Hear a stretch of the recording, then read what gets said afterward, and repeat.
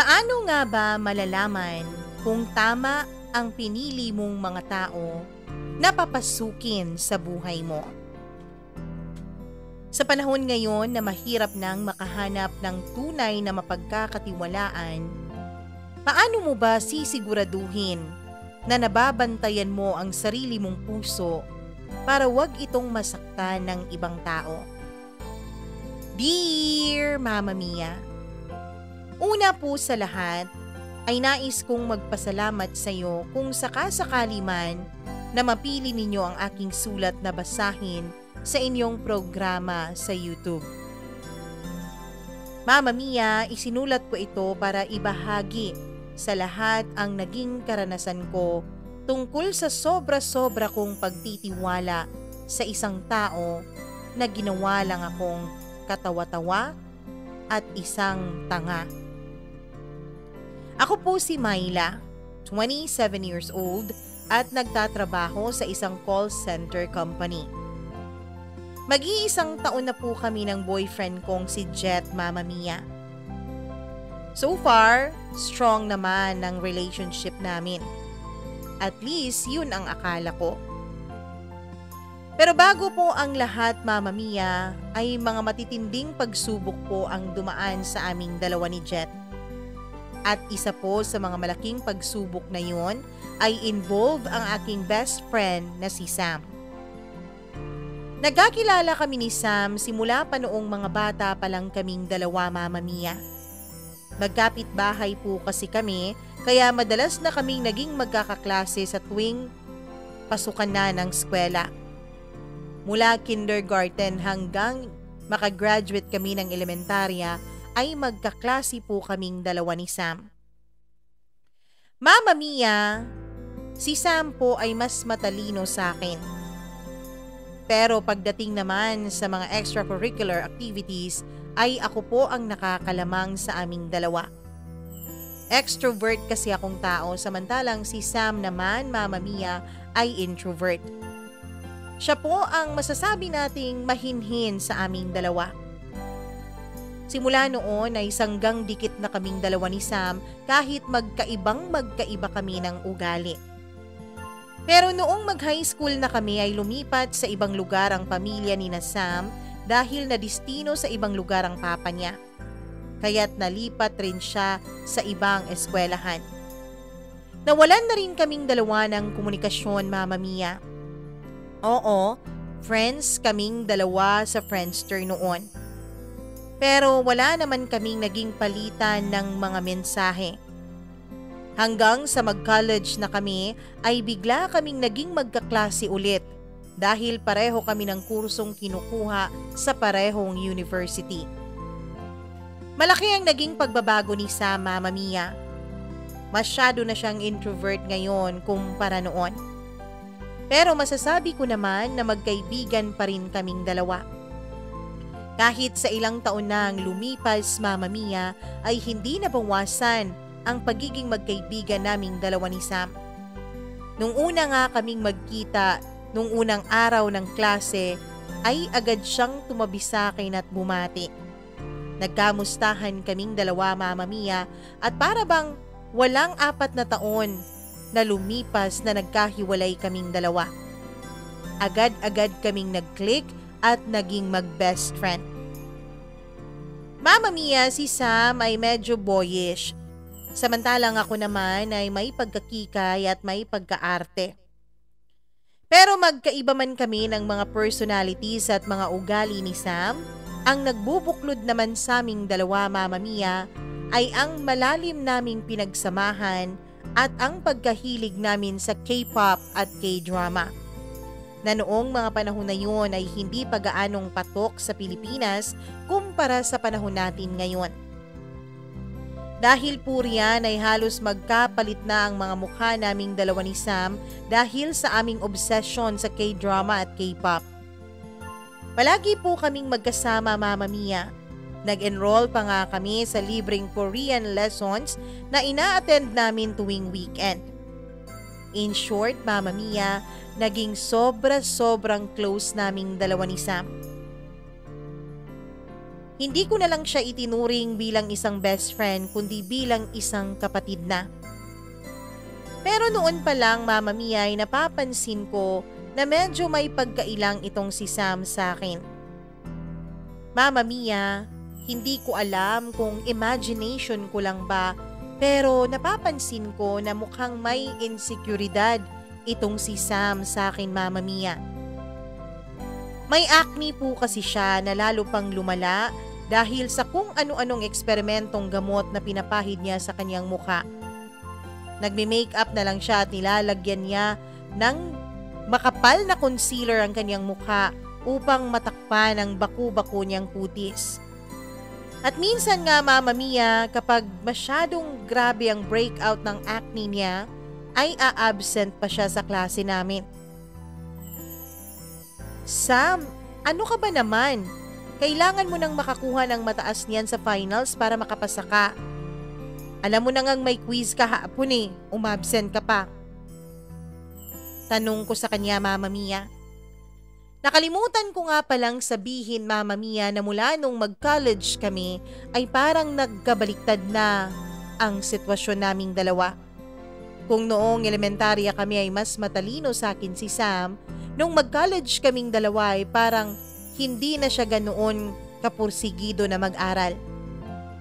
Hindi na siya nag-aaral ng mga lessons namin at kung minsan nga ay uma-absent pa siya. Mama Mia, hindi ko alam kung bakit naging gano'n na lang kaimportante kay Sam ang kanyang pisikal na itsura. Tingnan mo nga sobrang lala ng balat ko. Alam mo ba, mas malala ito kahapon? Namamaga yung buong mukha ko, Myla.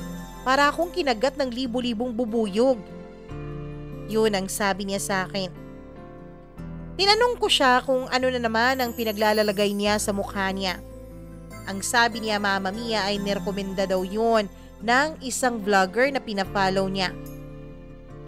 Ayan ka na naman, Sammy. Yang mga pinafollow mo, binabayaran yan ng mga kumpanya para mag-promote.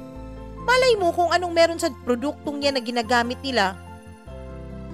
Maganda rin naman ang reviews, Myla. Siguro nga hindi lang hiyang sa akin.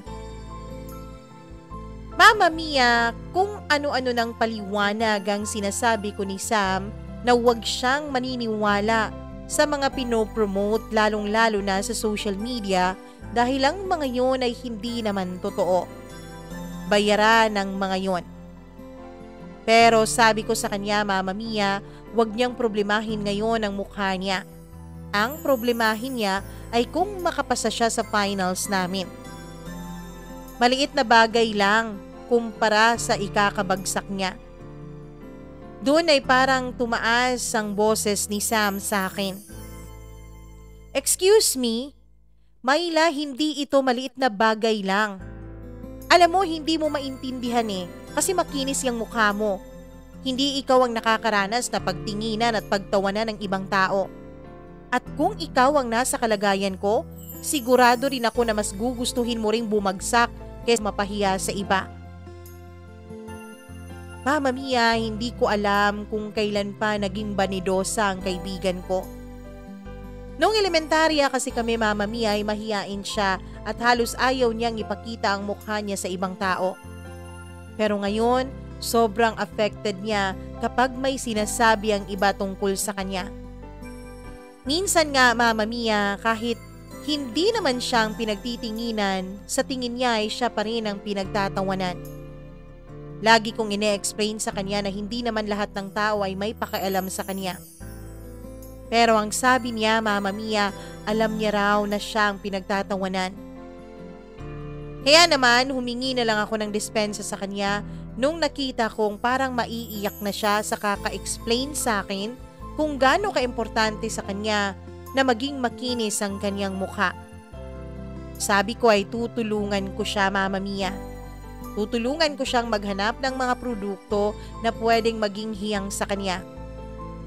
Sabi ko rin, Mama Mia, na mag-ipon siya para makapagpakonsulta siya sa isang dermatologist. Bagay na nag-agree naman siya. Alam mo kasi, Sam, hindi pwede na kung ano-ano na lang pinapahid mo sa mukha mo. Ang mabuti mo pang gawin ay mag-ipon ka Tutulungan kita. Dadagdagan ko ang ipon mo para makapagpa-check up ka na sa derma at mabigyan ka ng tamang gamot. And everything will be okay. Ha? Huwag ka na lang umabsent, please. Ayokong hindi na naman tayo magkaklase sa next semester. Kaya please, ipasa mo na to, parang awa mo na. Tutulungan kita. Yan ang sabi ko, Mama Mia. Sa awa naman ng Diyos ay nairaos din naman ni Sam ang college. At sabay din naman kaming graduate sa kabila ng mga distractions niya sa kanyang pisikal na kaanyuan. At dahil magkabagang talaga kami ay sabay din po kaming nag-apply sa isang call center. At sinuwerte naman na natanggap rin kami kaagad pareho. Maganda po ang call center na napasukan namin, Mama Mia. Kompleto sa benefits, malaki ang dagdag kapag nag-night shift at disente rin ang basic pay. Kaya eventually ay na-afford ko na rin po ang lumipat sa dorm na malapit sa opisina namin. Dahil may kalayuan kasi ang bahay namin mula sa aking pinagtatrabahuan. Kinakain lang ng traffic ang oras ko na dapat ay itutulog o ipinagpahinga ko na lang, Mama Mia. Kaya naman buti na lang at pumayag ang mga magulang ko na lumipat ako ng mag-isa. Samantalang si Sam naman, Mama Mia, ay sa ibang bagay niya ibinuhos ang kanyang sweldo. Dahil wala naman pong masyadong responsibilidad sa kanyang pamilya si Sam, ay pinag-investan niya talaga, Mama Mia, ang kanyang pisikal na kagandahan. Tinupad nga talaga ni Sam ang planong palagi niyang sinasabi sa akin nung college na kapag nagkapera na raw siya, Mama Mia, ay ipapamintain niya raw sa dermatologist ang kanyang kutis. Pupunduhan niya raw talaga ng maigi ang kanyang mukha at ang kanyang katawan. At ganun na nga po ang ginawa ni Sam. Matapos po ang halos kalahating taon ay kitang-kita na po ang malaking improvement sa kanyang kaanyuan. Nawala na ang acne niya, pumayat at sumeksi siya dahil sa pag-gym, nagpa-rebind, nagpaturok ng gluta at kung ano-ano pa. Pero napansin ko po, Mama Mia, na kasabay ng pagbabago ng panlabas na itsura ng best friend ko ay ang pagbabago rin ng kanyang ugali. Mama Mia, isang araw habang kumakain kami sa restaurant ay inaya ko siya na mag-divisoria kami tuwing rest day namin. Ang sabi ko ay kailangan kong bumili ng mga makakapal na kurtina lalo pat ngayong night shift na naman kami. Kailangan talaga na walang makapasok na ilaw sa dorm ko, Mama Mia, para makapagpahinga ako ng maayos. Pero tumanggi siya. Ang sabi niya ay may date siya. Kaya naman nagulat ako, Mama Mia. Nagulat pero may halong tuwa. Tinanong ko siya kung sino ang kadate niya pero ang sabi niya ay sekreto lang. Tsaka na niya sasabihin kapag sila na raw dalawa. Pinilit ko siya, Mama Mia, pero tumanggi talaga siya. Ayaw niyang malaman ko. Pero dahil makulit talaga ako ay pinilit ko siya ng pinilit hanggang sa sinabi na niya kung sino yon. Mama Mia, sabi niya kapag may nakaalam raw na iba ay delikado daw kasi. Sinabi ko, baka naman may sabit yan. May halong pang-aasar pa ang pagkasabi ko nun. Pero hindi siya umimik. Huy, Sam! Seryoso nga, may sabit? Tanong ko sa kanya. Ayan na nga ba ang sinasabi ko kaya ayokong sabihin sa'yo. Sino nga kasi yan? Pangungulit ko. Si Mark. Si Mark? Yung bagong hire? Yung pinagkakaguluhan ng mga beke at ng mga babae sa buong floor? Oo, siya. Di ba jowa nun yung team leader sa ibang account? Ayun nga, di ba, small world. Tapos may mga kaibigan pa yon sa account natin. Sabi niya na para bang binabaliwala niya lang ang sinabi ko, Mama Mia, na may girlfriend na ang i-date niyang lalaki. So bakit mo papatulan yun? Alam mo pala na may girlfriend. Hay nako, sana hindi ko na lang sinabi sa'yo. Uy Sam, ano ka ba? Yung last time napaaway ka na dahil pinagselosan ka ni Trina. Excuse me, yun ang hindi totoo. Malandi lang talaga yung boyfriend niya. Kaya ka nga inaway Sam, di ba? Kasi nakipaglandian ka rin naman. Mama Mia, oo, ganun si Sam. Kapag may nakikipaglandi sa kanya ay nilalandian niya rin. Pero ang sabi niya ay hindi naman niya masyadong type ang mga lalaking yon. Pero itong Mark, sabi niya ay medyo type niya raw. Kaya sana raw ay wag kong ipagsabi sa iba na makikipag-date siya sa lalaking yon. Pero pinagsabihan ko siya Mama Mia. Sinabi ko sa kanya na wag niya yung gagawin dahil baka magkaroon siya ng reputasyon bilang isang ahas at mga agaw. Pero ang sabi niya Mama Mia ay wala naman siyang pakialam dahil hindi naman siya ang sumusugod sa mga lalaking yon. Siya naman ang nilalapitan kaya't hindi na niya yon kasalanan. Kahit anong paalala ko kay Sam Mama Mia ay itinuloy pa rin niya ang pakikipag-date dun sa Mark na yon na may girlfriend niya.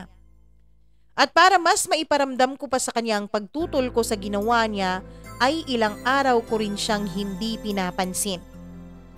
Pero eventually ay nagkaayos din naman po kami ulit at nangako si Sam na hindi na raw siya uulit ng ganon.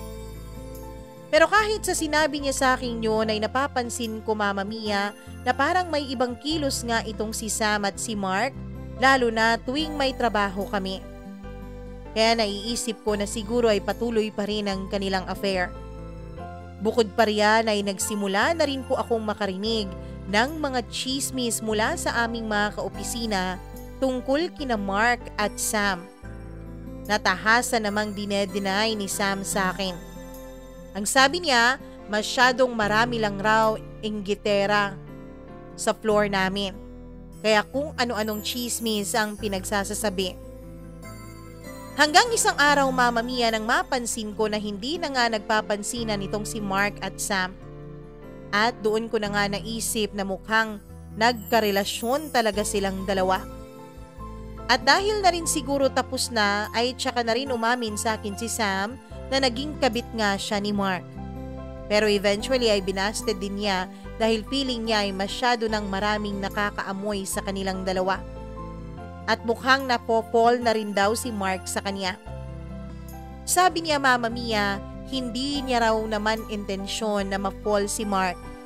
Dahil ang gusto niya lang ay laro-laro. Yung hindi seryoso. Gusto niya lang na maging side chick ni Mark.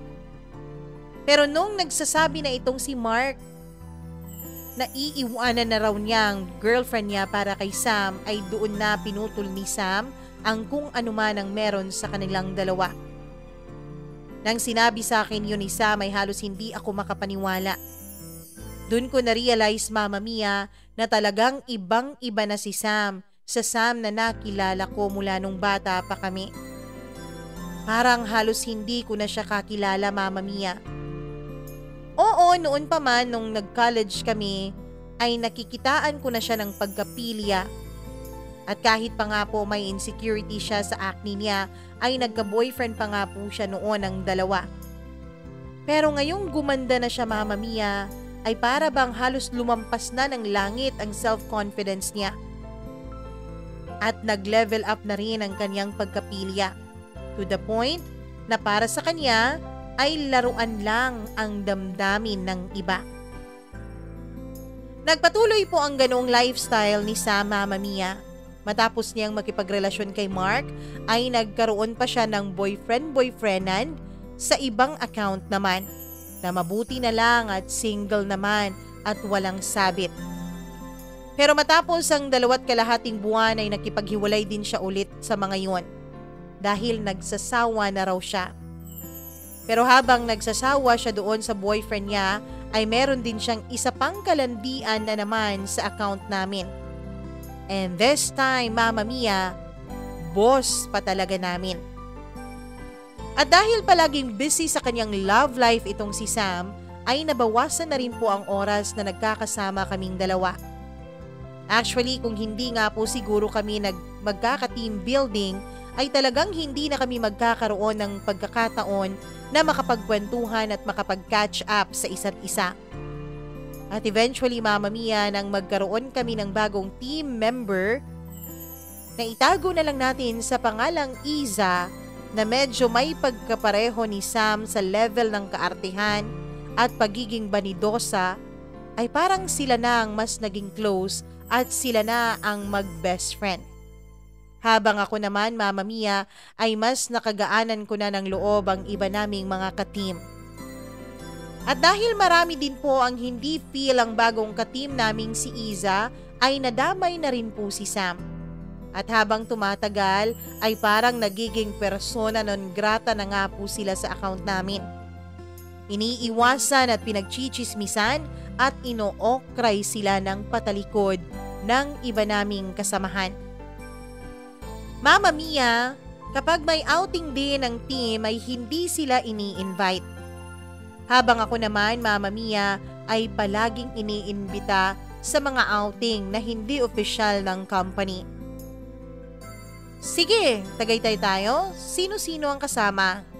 Tanong ko nung ayain ako ng isa naming kasamahan na magtagaytay.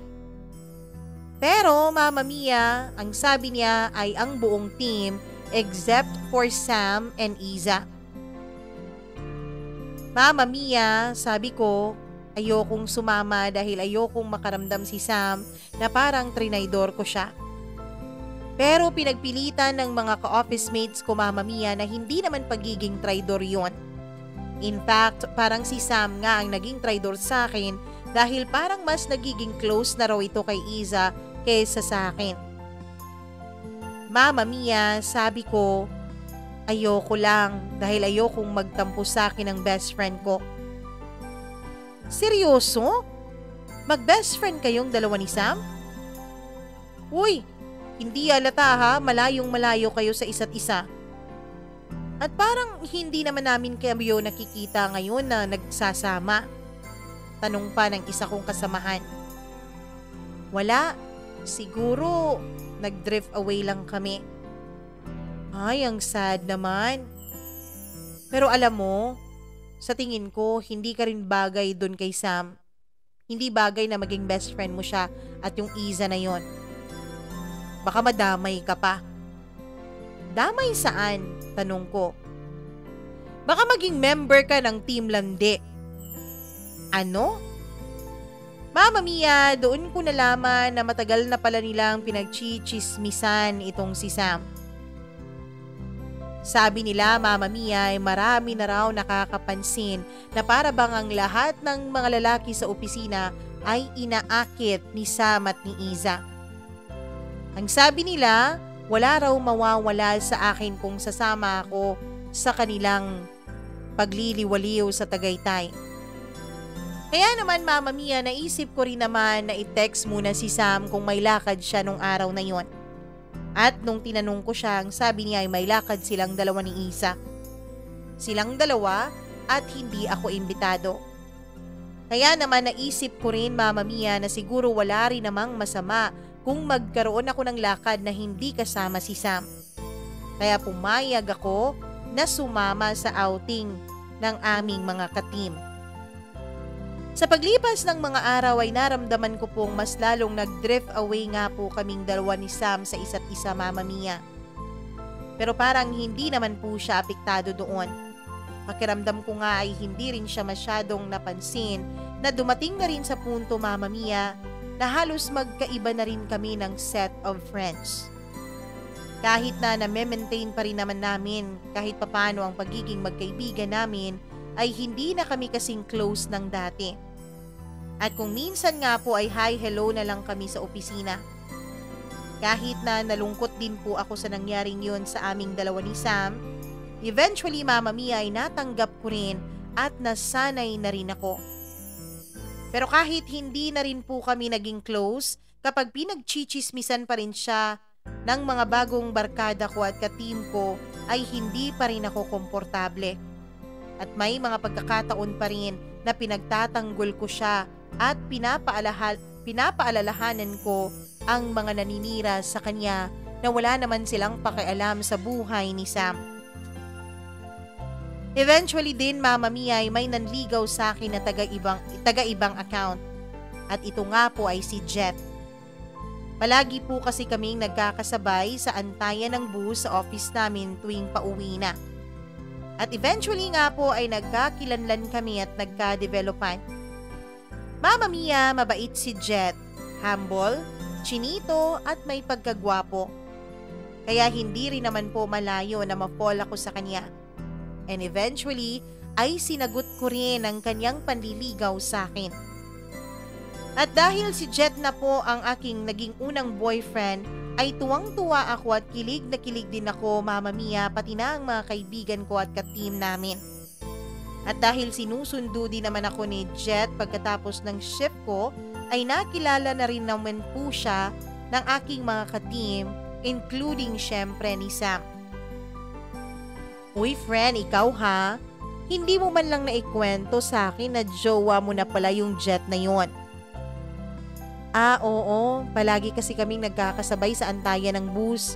Tapos ayun, one time, naging magkatabi kami, nagkakwentuhan, at doon na nagsimula ang lahat. Paliwanag ko sa kanya. Wow, sobrang kilig naman ang love story nyo. May forever nga. And in fairness, sa first boyfriend mo ha, may itsura. Mama Mia, sinakyan ko na lang ang mga sinasabi ni Sam.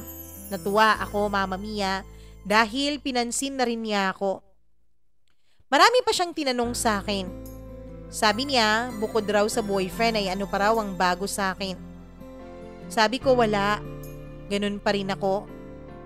Ang sabi niya, Mama Mia, ngayong may boyfriend na raw ako, dapat ay matuto na raw akong pumorma at mag-makeover. Alam mo friend, nasaan na yung Myla nung elementary tayo na masyadong kikay? Parang nagbago ka. Actually, parang nagkabaliktad tayong dalawa. Ang sabi niya. Sabi ko naman ay ganun siguro talaga ang buhay ng tao. Punong-puno ng mga pagbabago. Mama Mia, ang sabi niya ay na-miss niya raw akong kakwentuhan at sobrang na-miss niya raw ang pag-hangout naming dalawa.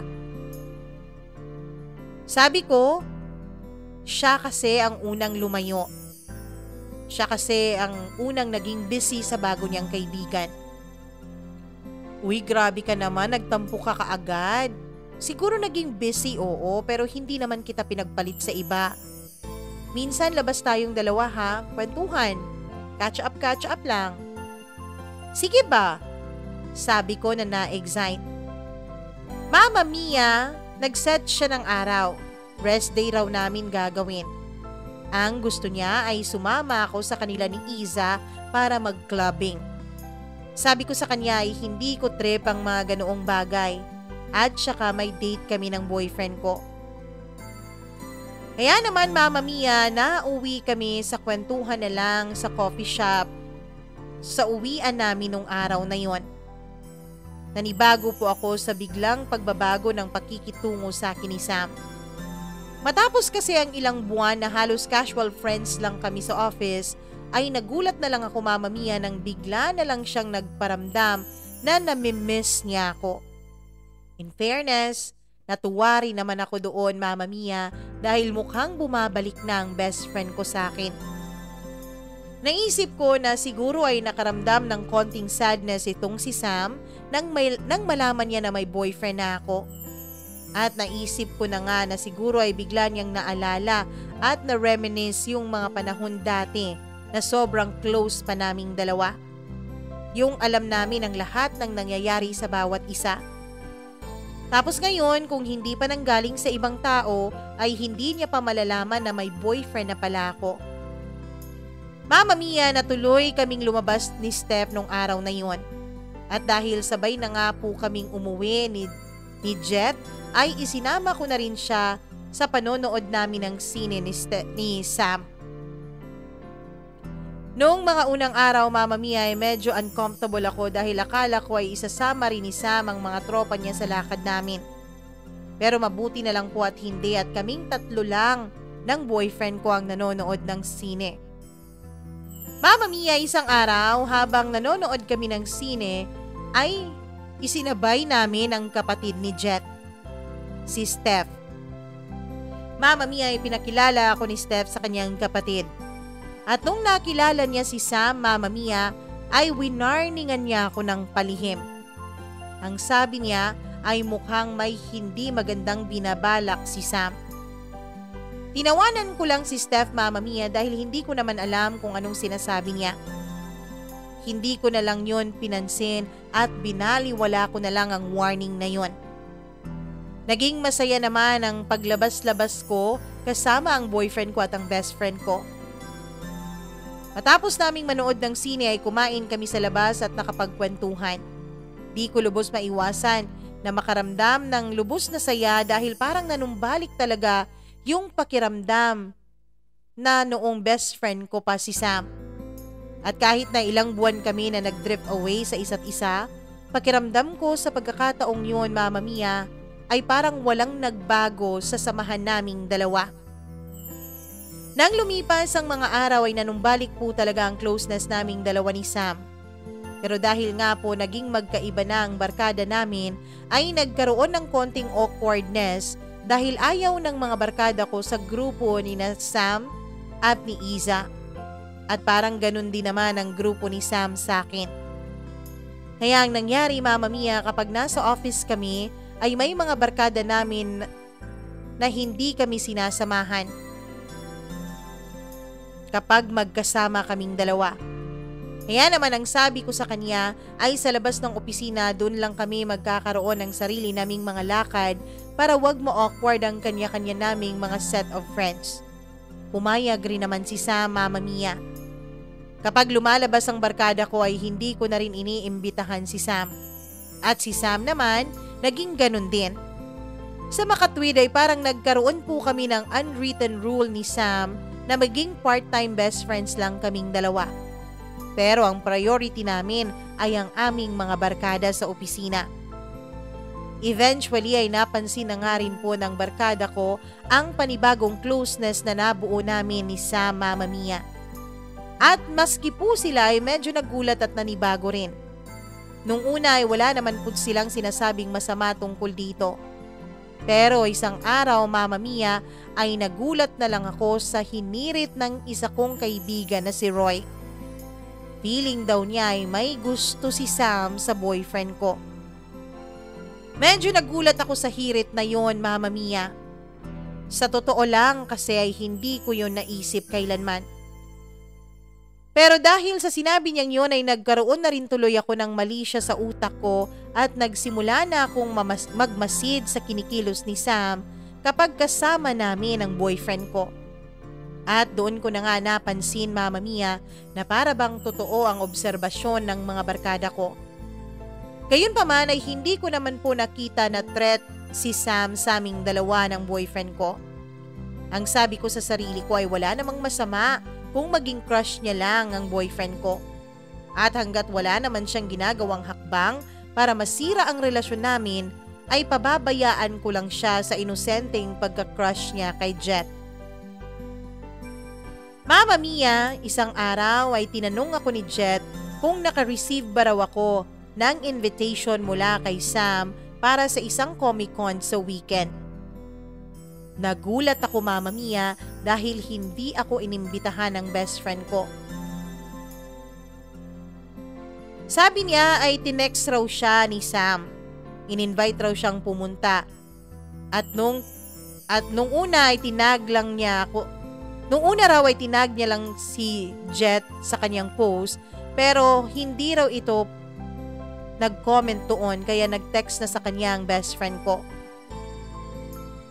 O baka naman para sa ating dalawa yung invitation na yan, sabi ko, Mama Mia. Pero Mama Mia, sabi ng boyfriend ko ay hindi raw. Sabi pa niya ay may aaminin raw siya sa akin. Hindi raw siya komportable kay Sam, Mama Mia. Ha? Anong ibig mong sabihin? Tanong ko sa kanya. Love, lately kasi message ng message sa akin yan. Sa social media, parang nakikipag-small talk, ganun. Anong klaseng small talk naman? Tanong ko, Mama Mia. Small talk, minsan magsisimula siya sa something na pinost ko. Magko-comment siya. Pero imbis doon sa comment section niya i-post, ay ipa-private message niya sa akin. Yung sa akin, medyo okay lang naman nung una. Pero napapadalas na eh. Baka nga naman wala lang yun sa kanya. Ano ka ba? Masyado kang malisyoso. Sabi ko sa boyfriend ko. Ewan ko. Sana nga asyumero lang ako. Pero bakit nakaramdam ka ng iba? May ibang sinabi ba siya? Ang sabi niya, Mama Mia, ay wala naman raw. Nakikipag-usap lang naman. Ang sabi ko ay pumunta na lang kami sa Comic Con na yon.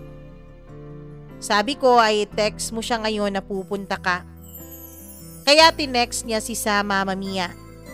At nag-reply naman ito ng yay, see you there, tapos isang smiley emoji. You? You lang ang sinabi niya? Hindi niya ako binanggit? Tanong ko. Hindi. Gusto mo tanungin ko kung isasama kita? Sabi niya. No, wag mo nang ipaalam sa kanya. Basta sasama ako. Ang sabi ko naman, Mama Mia. Mama Mia, ayoko sanang mag-isip ng masama.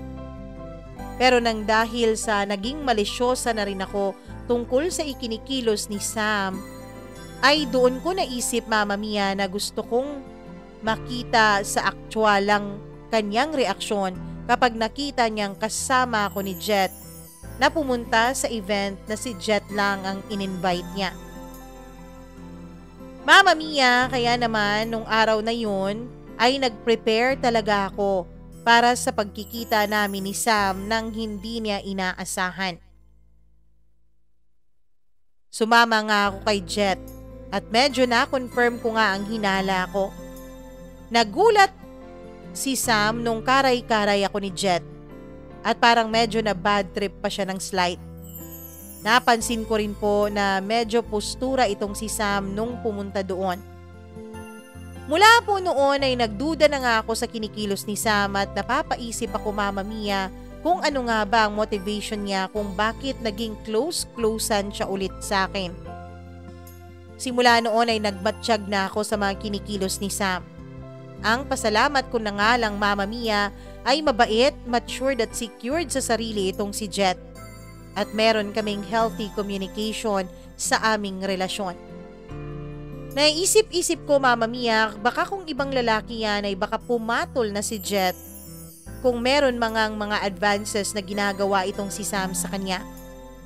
Pero naging confident ako at tiwala ako sa boyfriend ko, lalo pat siya na rin mismo ang nagsabi sa akin tungkol sa pagiging alangan niya sa pakikitungo sa kanya ni Sam. Mama Mia, nagpatuloy pa rin ang friendship namin ni Sam, pero hindi ko na sinasama si Jet kapag niyayaya niya akong lumabas. Akala ko nga, Mama Mia, ay madidismaya na siya at hindi na siya makikipag-close sa akin. Pero mukhang hindi naman. Dahil kahit hindi namin kasama ang boyfriend ko, ay nag-e-enjoy pa rin kaming dalawa. Patuloy pa rin ang paminsan-minsan naming weekend getaway na kami lang. Kaya naman, Mama Mia, nakampante na rin ako na siguro nga'y crush lang talaga ng best friend ko ang boyfriend ko. Isang araw, Mama Mia, ay inaya ako ni Sam na mag-outing raw kaming dalawa. Pero ang sabi ko ay hindi ako po pwede dahil nga may trabaho ako. Trabaho ang ginawa kong dahilan, pero ang gusto ko sana, Mama Mia, ay sorpresahin si Jet dahil anniversary namin noon. Alam ko kasi na day off ng boyfriend ko. Kaya naman bumili ako ng cake at ng ibang mga pagkain at pumunta ako sa bahay niya nang hindi niya alam. Pero Mama Mia, ako palang magugulat sa nadatnan ko doon.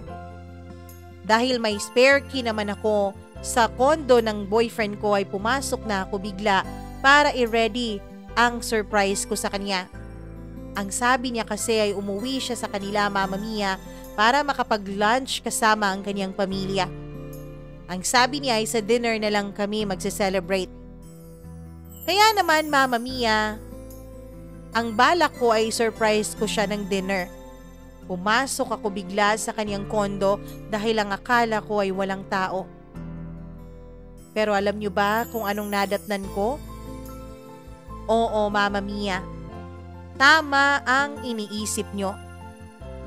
Nadatnan ko sa sala pa mismo ng kondo ng boyfriend ko ang best friend ko na nakapatong sa kanya. Pareho silang walang mga saplot, Mama Mia.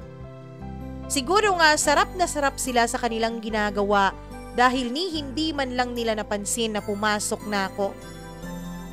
Pagkapasok ko, Mama Mia, ay sumigaw ako kaya naggulat silang dalawa. Pinagsasasampal ko ang best friend ko. Mama Mia, pati si Jet ay hindi nakaligtas sa sampal ko. Sinabi ko sa kanya na ang buong akala ko ay matino siyang lalaki. Dahil siya pa mismo ang nagsabi sa akin na awkward siya kay Sam dahil palagay niya ay may gusto ito sa kanya. Yun pala ay pumatol rin pala siya. Mama Mia, totoo nga bang ang mga lalaki ay hindi nakakatanggi kapag mismong babae na ang lumalapit sa kanila? Nagmakaawa sa akin ang boyfriend ko na bigyan ko ng isa pang pagkakataon. Ang sabi niya, Mama Mia, ay natukso lang raw talaga siya ni Sam. Pero hindi ko na siya binigyan ng pagkakataon, Mama Mia. Hindi ko alam kung ilang beses may nangyari sa kanila at ayoko nang alamin pa yon. Nang dahil sa nangyari ay siguro sa sobrang kahihiyan ay nag-resign si Sam sa call center na pinagtatrabahuan namin. Mabuti na lang at nandun ang mga kaibigan ko para i-comfort ako sa sobrang sakit na naramdaman ko. Mama Mia, yun ang una at huling karanasan ko sa pag-ibig. Dahil ngayon, kahit magdadalawang taon na mula nung nangyari yun, ay hindi ko pa rin alam kung kakayanin ko na bang pagpapasok ulit ng mga panibagong tao sa buhay ko. Hindi ko alam kung kakayanin ko pa bang magtiwala ulit, lalo na sa isang lalaki. Sana po ay may napulot kayong aral mula sa sulat na ibinahagi ko sa inyo ngayon. Siguro, pangit ang aral na sasabihin ko. Pero sa panahon ngayon, mabuti na yung sigurado. Huwag tayong basta-basta magtiwala sa iba. Kahit pa nga yung tao na ang akala natin ay mahal na mahal tayo, ay pwede rin tayong lokohin, gagawing tanga at sasaktan sa huli. Hanggang dito na lang at maraming salamat po sa programa niyong ito, Mama Mia, dahil naipapalabas ng mga katulad ko ang mga sakit na matanggal na naming kinikimkim. Ang inyong supporter forever, Myla.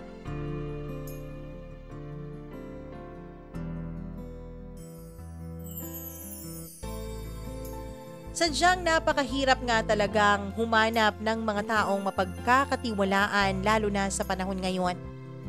Mahirap magtiwala dahil kung hindi ngayon, hindi bukas, baka sa susunod na taon ay niloloko ka na pala ng mga taong binigyan mo ng tiwala mo.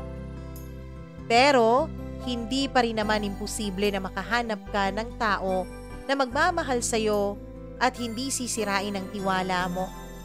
May darating at darating na para sa'yo.